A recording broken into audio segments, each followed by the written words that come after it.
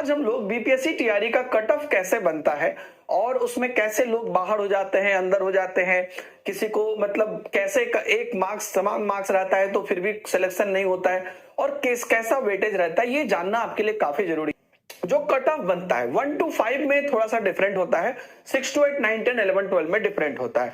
जब आप रिजल्ट आता है कोई भी, तो आप देखते होंगे रिजल्ट के लास्ट में ये मेंशन रहता है। ठीक है, ये क्या है और इससे आपको कैसे क्या समझना चाहिए। देखिए, पहली बात तो जो कट ऑफ बनता है आपका वो 120 नंबर पर बनता है।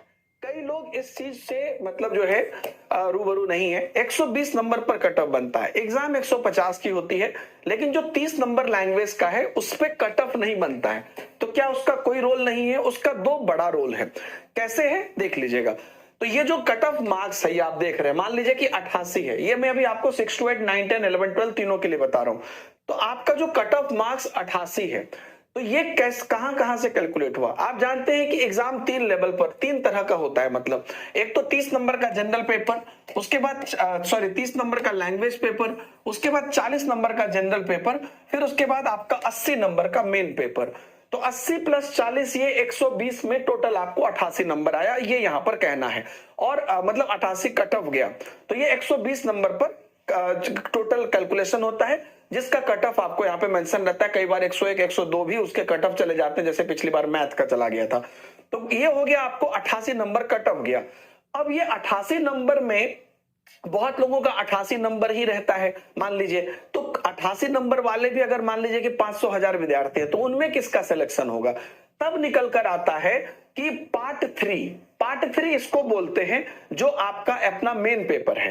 तो पार्ट 3 में जिसको ज्यादा है पहले उसको ट्रीट किया जाता है, उसको प्रेफरेंस दिया जाता है।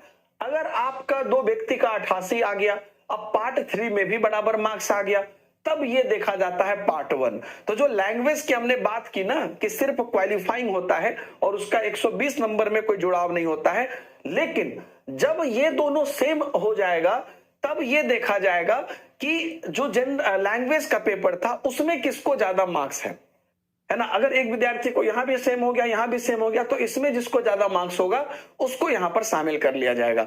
उसके बाद वहां पे भी अगर सेम हो गया, तब देखा जाता है डेट ऑफ बर्थ। तो जिसका डेट ऑफ बर्थ जो मतलब ज्यादा जिनकी उम्र ज्यादा होती है उनको प्रायोरिटी दे दिया जाता है, क्योंकि उनकी एज भी खत्म होने वाली रहती है।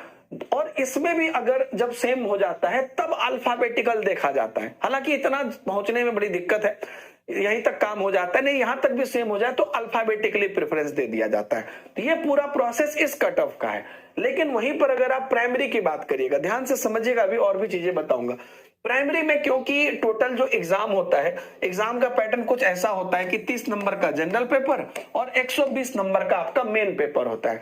तो यहां पर इनका बाइफर्केशन 40 + 80 वाला नहीं होता है, जो 6 to 8, 9, 10, 11, 12 में होता है। तो सीधा सीधा इसी पे बन जाता है। तो 120 में आपका जो प्राइमरी में 81 नंबर मान लीजिए कट ऑफ गया, तो ये 81 हुआ। अब इसमें अगर 2 बच्चे को 81 आ गया, तो अब यहां पर तो पार्ट 3 है ही नहीं, क्योंकि 2 ही पार्ट है। तो यहां पर पार्ट 1 का डायरेक्ट हो जाएगा, यानी कि लैंग्वेज पेपर का देख लेंगे कि किसको ज्यादा आया है, वो उनको जो है प्रायोरिटी दे देंगे। अगर ये भी हो जाएगा, फिर डेट ऑफ बर्थ, फिर अल्फाबेटिकल। एक चीज आपने गौर किया, ये मार्क्स जो है टोटल कट ऑफ ये 120 पे है, इसमें लैंग्वेज नहीं है। लेकिन जब कट ऑफ में आपका मार्क्स सेम होने लगा तब लैंग्वेज आ गया।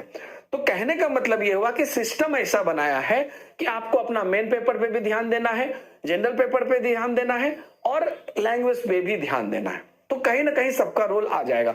और यहां पर मैं आपको लिए चलता हूं इनका जो रिक्रूटमेंट रूल है उस पे, जहां पर कि आपको पहली बात तो लैंग्वेज में क्वालिफाई करना जरूरी है। हालांकि एक बार बीपीएससी ने उसको शून्य कर दिया था, जो गलती थी जिस भी वजह से किया हो, लेकिन यहां पर देख लीजिए, पहली बात तो भाग 1 जो है वो क्वालिफाइंग होगा।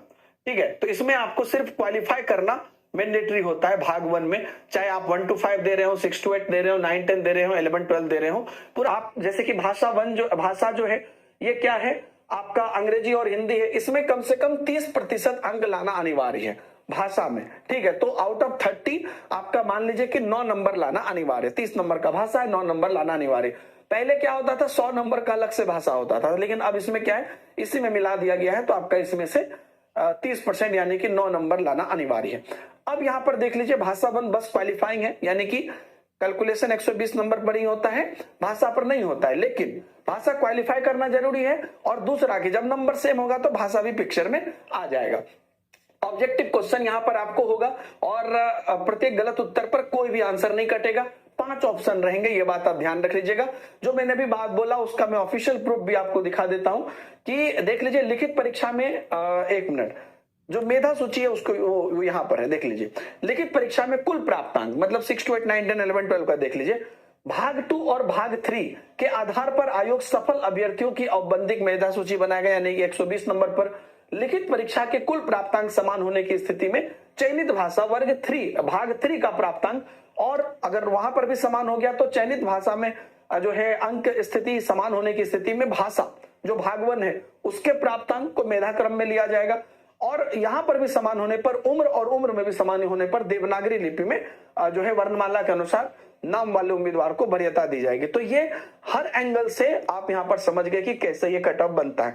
तो अब आप अपनी प्रिपरेशन शुरू करिए, जिस भी चीज में आप प्रिपेयर कर रहे हैं ये सब चीजें कैलकुलेट होंगी। मान लीजिए किसी का 89 आ गया तो वो तो ऑलरेडी पास है, अब उस 89 में मान लीजिए कि उसका पार्ट 1 में 61 नंबर ही हो, आज जीके जीएस से वो अच्छा नंबर उठा लिया, मतलब किधर से भी उठा लिया हो, तो कट ऑफ का जो मिनिमम मार्क्स है उससे ऊपर है तो कोई दिक्कत नहीं है। मेन खेला मेन कैलकुलेशन यहीं पे होता है। तो आप एकदम चाहिए कि जो भी आपको जहां पर वो उसको आप अच्छे से कर लीजिए, और इसलिए आप पोर्शन में सबसे चले जाइएगा, आपको कट ऑफ मार्क्स पता चल जाएगा। सबसे नीचे जब आप चले जाइएगा आपको कट ऑफ मार्क्स पता चल जाएगा, और वहां से आप एक अंदाजा लगा लीजिए कि आपको कैसे अपना ध्यान रखना है।